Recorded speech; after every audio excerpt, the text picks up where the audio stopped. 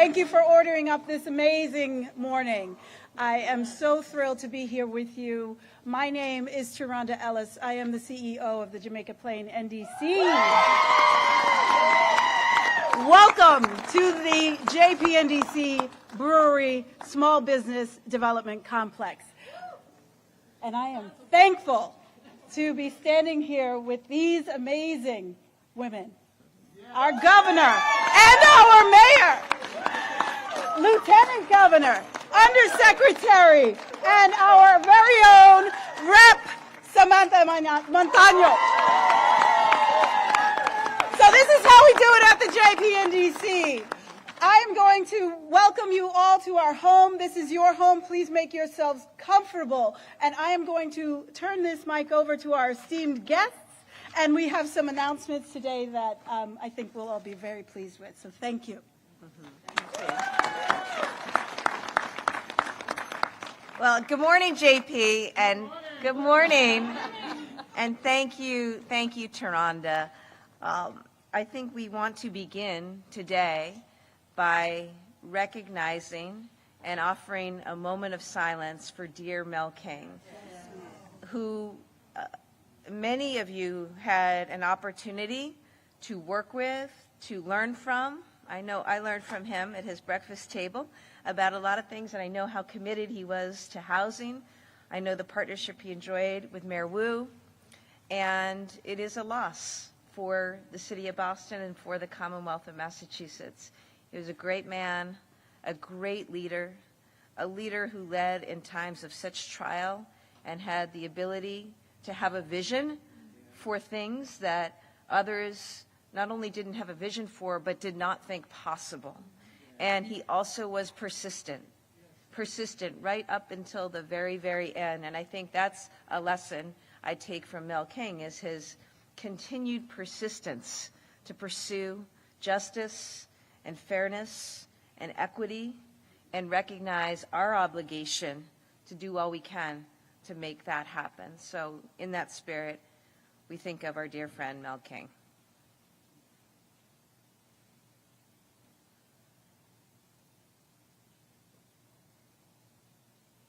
Thank you. He'd also want to cheer for today, too. Wouldn't he? He would. He would. So many thanks to all of you for coming out today, to Mayor Wu, to Sheila Dillon, others on her terrific team, the entire City of Boston team that contributes to these projects in so many meaningful ways, and housing projects generally. We are grateful to you for all of that. To our Undersecretary, Jennifer Maddox, who runs our Department of Housing and Community Development. We'll speak later about some of the awards we're delighted to announce today. Of course, my great teammate, your great Lieutenant Governor Kim Driscoll, and our state representative, Representative Montaño. It's great to be who's doing great things, including making 3371 Washington happen. So this is a celebration of your efforts. And to all, Tyranda and the team at JPNDC, we love what you do, we love what you're about, and we're here to work with you.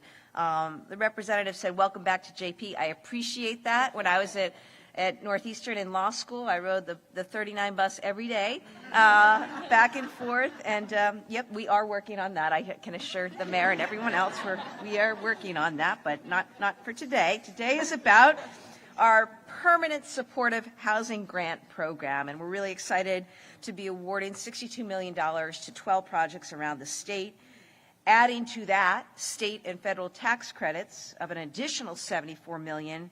This means we are having projects that will be coming online, either new developments or preservation, 450 units of permanent supportive housing for families, seniors, veterans, young people, people experiencing housing insecurity. So that's what today is about. And one of these programs, we love to come to JP. Today we had the opportunity to come to JP because one of these very programs is right here around the corner at 3371 Washington Street. we're awarding the JP NDC with more than $8 million in tax credits and subsidies. You guys knew that, though, right? Yeah. And we recognize the incredible work of JPNDC and their partners and what this will mean for dozens of seniors in particular who have access to new and safe and secure housing. So this work doesn't happen without a whole team effort. And at this time, I just want to introduce our friend and your Lieutenant Governor, Kim Driscoll.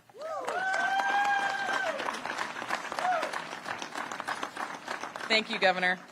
I always love showing up at events where you get to give out money. I'm just not used to being on this side of the podium. I'm normally sitting over there. So I want to thank the Governor and congratulations to JPNDC and all of the awardees. It really is a feel-good morning when we're talking about being able to support such important housing in all of our communities. We know, you know, far too many people in our state are facing housing insecurity, unable to afford their rents or mortgages as the cost of housing and seemingly everything else just continues to rise. The work that all of you are doing is just so critically important for helping more people access safe, secure, and affordable housing.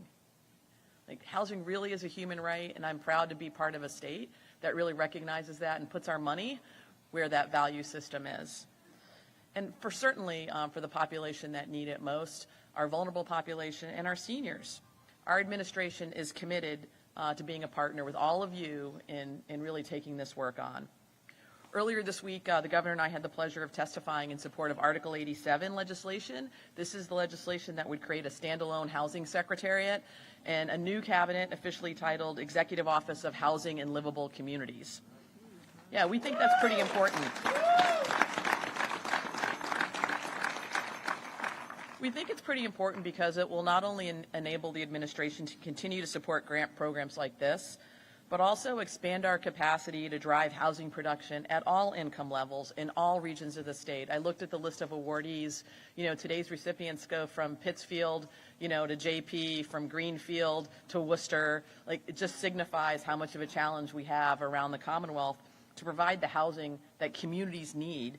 And this housing secretariat will work across state government with cities and towns, our federal government, public housing authorities, public and private developers, advocates, and other key stakeholders to put together a comprehensive housing development strategy that builds more housing because we need it. It will administer the financial assistance programs and focus on, like, of course, housing production, but rehabilitation, preservation, affordability. We want to put an equity lens in ensuring that we're building stability and security, and again, centering fairness and equity in all that we're doing. We hope it will help create and revitalize neighborhoods where young families, workers, and seniors can live, work, and thrive. So much of what is special about our neighborhoods is the combination of people, the diversity of incomes, the backgrounds. This housing, particularly this housing cabinet, will enable us to create, enhance, and accelerate those types of communities in neighborhoods across Massachusetts.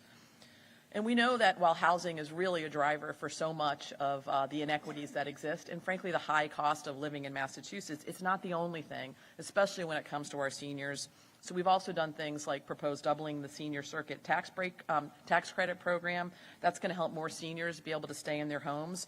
And we've also proposed an expanded child independent family tax credit to provide an additional $600 per year to families with dependents, including seniors over the age of 65, knowing so many of us are helping take care of young ones and helping take care of older adults that are in our lives. That's about living and in your community and aging in place with dignity, programs like this and the housing that it supports. Later today, the Governor and I will be traveling to the Canton Senior Center to talk about the support for councils on aging. We've increased that budget by 15%. You know, as a mayor, I remember what happens in a senior center in a council on aging. It's more than just about the collection of resources that you're able to access there. It's about the camaraderie, the socialization, that opportunity to bring together people to recognize what they can do in their community when they're together and to support and nurture that environment. So we're going to be thrilled to be there. And I just want to re-emphasize how fortunate I feel to be partnered up with Governor Healey, so committed to making sure these issues are front and center, whether it's a cabinet meeting or in a community. we want to make sure we're thinking about the affordability of Massachusetts across all of our cabinets. What can we do, whether it's housing, food insecurity, education, childcare, healthcare, including healthcare as housing as healthcare, and including healthcare as mental health services. You're really leading that effort. Really grateful to be part of a strong team that's trying to deliver and take a whole of government approach to lowering cost and delivering for people the type of quality of life we all want in all of our communities.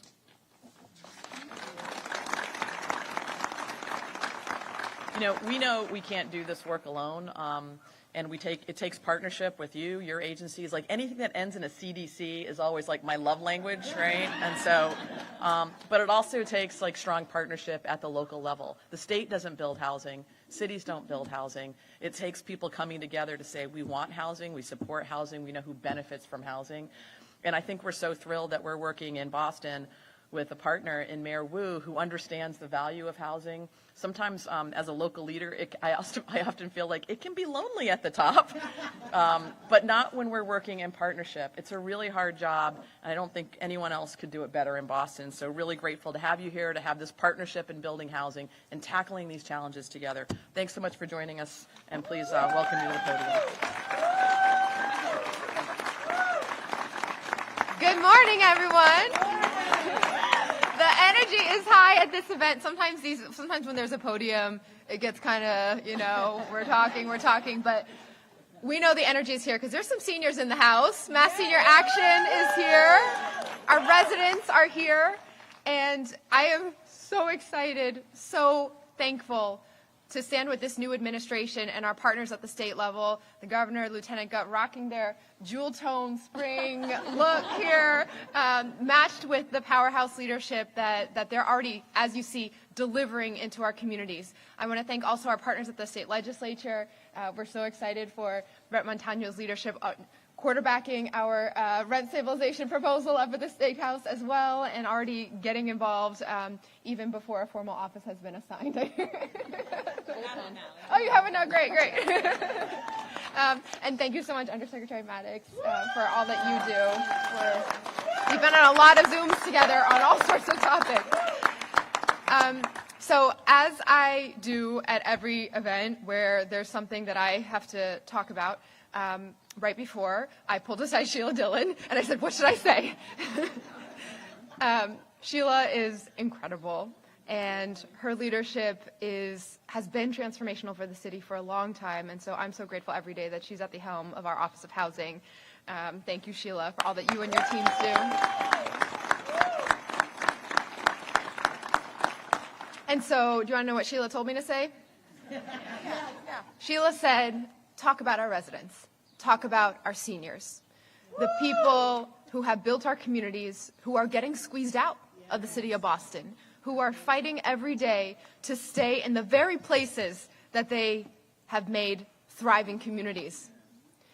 And so for this grant and these set of awards to include not one, not two, but 3 projects in the city of Boston, all for supportive housing for seniors, more than 100 units. This is going to go a long, long way.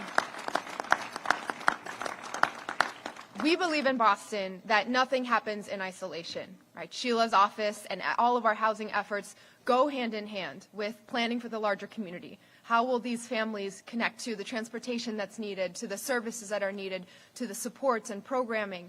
And for seniors, we are so blessed that not only do we think about housing, we think about ways so that when you go to sleep at night, you wake up the next morning, you have something to do, you have somewhere to go, you have some activities or friends and community to be with.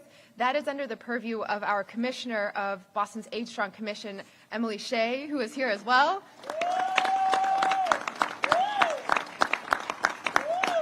She's been leading investments in her offices to be able to provide direct services on a number of different fronts, everything from healthcare and insurance enrollment to all of the social supports, any question that you have. And so I'm so thankful to work alongside all of these leaders in City Hall. I will give one more shout out to someone who's very important, our boots on the ground and representative in Jamaica Plain, our neighborhood services liaison, Tiffany Caballero.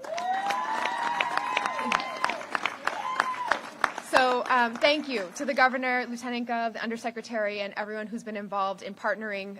We are so grateful and excited for what's to come. There are multiple projects here that the City of Boston will benefit from, more than 100 units in total, but I am really excited that we get to celebrate here with this organization. Taronda and I go back a little bit. I had first met JPNDC when I was an intern for Mayor Menino and working on small business technical assistance, and then in my first sort of exploration of whether jumping to maybe serve in elected office would be something that I should think about. I had a lot of conversations about what the issues meant and how to do something about it in Boston. Some of those very first conversations about housing were with Taronda, with Rebecca, with then Sarah, who was a lot smaller at that moment. And so this organization has been a mainstay in our city for a very long time, and we're so grateful for all that you do. Thank you so much.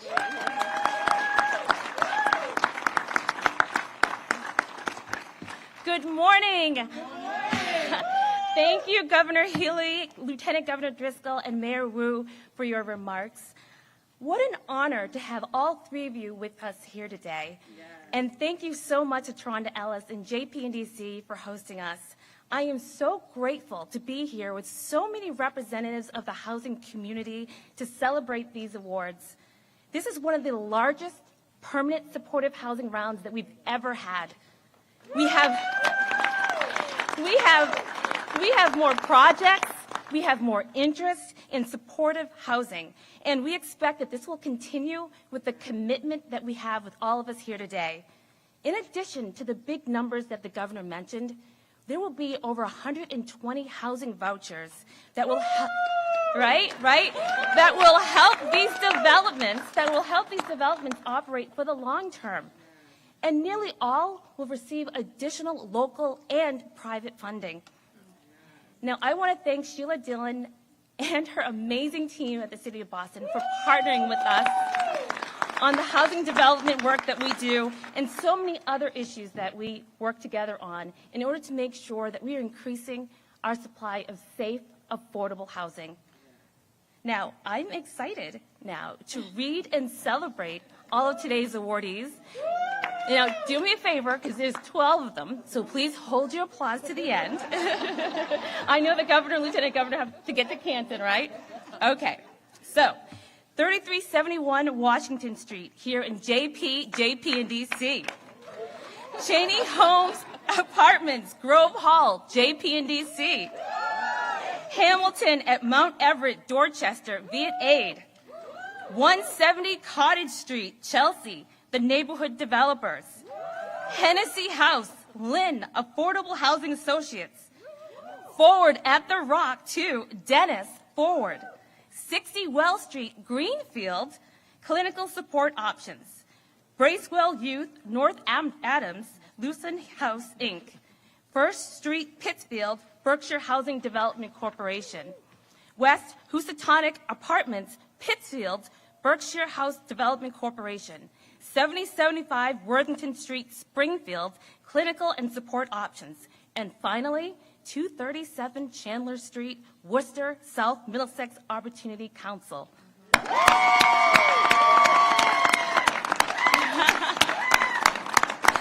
Wow, wow, wow, wow.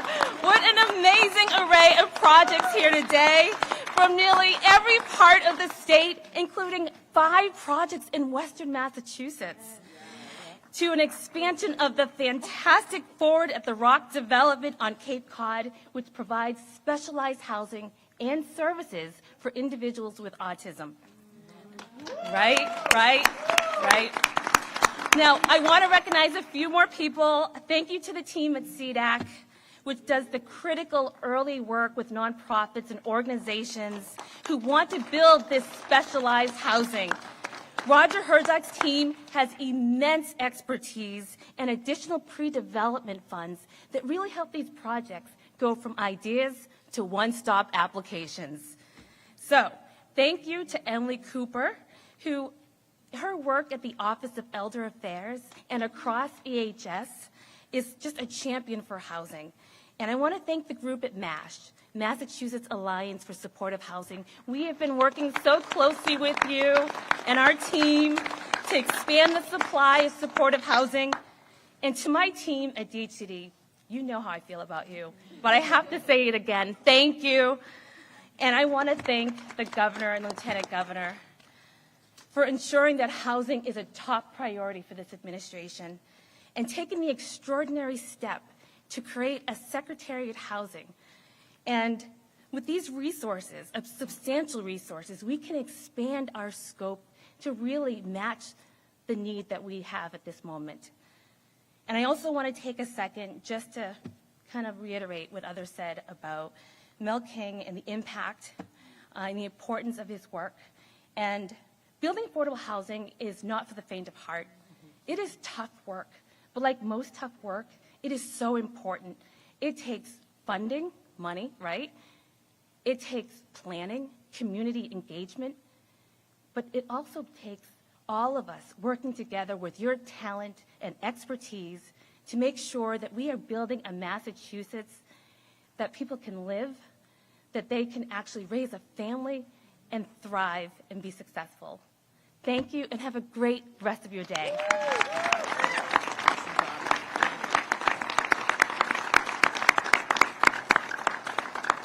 Great. Well, I just feel really, really fortunate to be standing here. The energy of our Undersecretary and the DHCD team is awesome, and the collaboration and the leadership from the mayor and the tone and to Sheila and your team, it's great. And I know that the representative's doing really important work because we've got to think outside the box when it comes to housing here and across the state. We understand that and know that we're going to be a team to work in partnership with other leaders in supporting what needs to happen to make sure that people have the kind of housing that others have just spoken about. So with that, wonderful to be here. We look forward to more of these and more housing.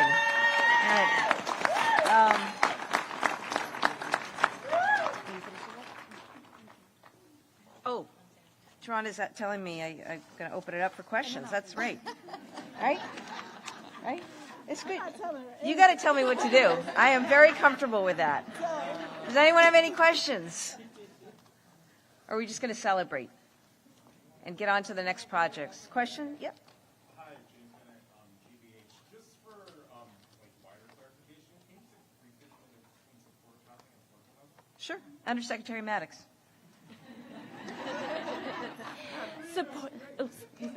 Supportive housing is so important. Like it's great that we can actually build the units, but it's important that folks who need services to make sure that they can thrive in place and in the community. And so it's important that we are tying together not only the unit, but also the services to help them. Great. Yeah. Good morning. My name is Esther Bria. I'm a Republican for the 25 Amos Street. And I have a question. How are you guys doing for control the rent? Because people with seasonal voucher, when they try to get an apartment, the landlord has the price over the voucher. So there is no way that we can have a rent with the seasonal voucher in such a place like Jamaica Plain. The vouchers go through Citco, but even though when you try to rent it, it's expensive, so they can't afford it. So I want to know how we can deal with that. What you guys want to do to have the price at the same price that we have in the voucher? Because even though they go to the Citco, the landlord, they don't want to say rent to the people with section voucher. So then we have to go outside to the bus stop. Even though we're running here, we're walking here, we have to go outside the bus stop because the price is so high for us. Esther, thanks for your question, and I'm sure others may want to comment. Look, I want to be really clear with people. We, as an administration, as a team, are really mindful of what's happening with rents that are just skyrocketing. And here's what we did in our budget, for example. We actually provided funding for rental assistance, and I want to be clear. That's funding. We propose funding for rental assistance that is at 7 times the level it was before the pandemic and would cover 5 times the number of families as before the pandemic. So I want to assure everyone we are big time committed to making sure that people have the rental assistance that they need. And with respect to rates and rents themselves, we have said that we are open to supporting communities in their efforts to do what they need to do to provide access to housing. And that has engaged us and includes us in discussions around rent stabilization. So I just want to be clear about that. Okay, so we are here to celebrate. Is it okay? We're always down for celebrating. All right. Thank you, Governor. Because you don't always get to celebrate every day right. throughout the day. So I wanted to make sure that everyone sort of, now that we have this energy from our amazing guests here at the Brewery Development Complex, I wanted to first thank JP&DC's partner at 3371 New Atlantic Development. Thank you, Brian. We go way back. I just wanted to ask for a show of hands. Does anyone know who owns this complex? No. Anybody? The JP&DC. I wanted to point that out because in 1983, at the same time that our beloved Mel King was launching his mayoral candidacy, many of the early organizers, the folks who were on the ground, grassroots, with our beloved Mel King, saw this dilapidated brewery as an opportunity to revitalize this neighborhood. But for those board members, those early board members and organizers of the community, some of them are here with us today, still boots on the ground. JP&DC's board is incredible. What we are able to do by stabilizing a site like this is to revitalize this community. And we have more than 30 businesses operating here, over 500 people employed here, many of whom are nonprofit organizations, early think tank businesses. And I just wanted everybody to understand what we do here is we stabilize community. Because we have individuals like our director of organizing who are carrying forward the torch, Gio Valencia and his team.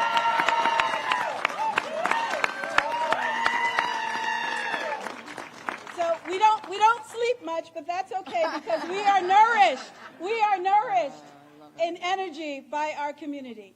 We dedicate our lives to this work because we know with all of the support of the folks that you see here today, we're able to make differences. So I just wanted to take a moment to thank Mass Senior Action. Thank you.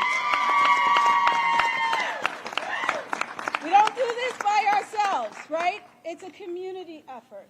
And you guys stood up, spoke up, yes. Came through, yes, we did. Hold it down. Yes, that's what we do. So JP&DC is very thankful to have 87 of those homes coming to seniors with services to support their aging and dignity. I just want to thank everybody for coming out this afternoon, and I would be remiss if I didn't thank some of our other neighborhood organizations and general, City Life Vida Urbana. If you're here in the house, thank you. There are so many organizations who stand with us and stand with across the Commonwealth to do this work, and we cannot be thankful enough for that energy, that love and support, and those phone calls and those texts. So thank you for coming to the home of JP&DC, and we're here. Please eat. Oh, Governor, I'm standing right in front of you. No, it's all good. Have a great rest of your day.